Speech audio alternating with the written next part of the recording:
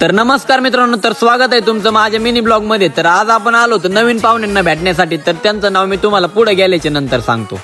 तर आधी आलो होतो आपण जेजुरी गडावर खंडेरायाचं दर्शन घेण्यासाठी। तर आपण गड चढून चाललो होतो मंदिरामध्ये। गडावरती आल्याच्या नंतर खंडेरायाचं दर्शन घेऊन झाल्याच्या नंतर आपण निघालो होतो महेश दादा सोबत बिग बॉसचा विजेता असलेला सुरत दादा चव्हाण यांना भेटण्यासाठी। तर फायनली आपण पोहोचलो होतो सुरत दादाच्या घरासमोर आल्याच्या नंतर आपण आधी मरी मातेचं दर्शन घेण्यासाठी आलो होतो। मरी मातेचं दर्शन झाल्याच्या नंतर दादा सोबत थोडाफार टाइम स्पेंड करून आपण निघालो होतो सुरत दादाचं घर बघण्यासाठी। तर मित्रांनो, सुरत दादाच्या संपूर्ण घराचा मोठा ब्लॉग मी युट्यूबला अपलोड केलाय, तर तुम्ही लवकरात लवकर नक्की जाऊन बघा।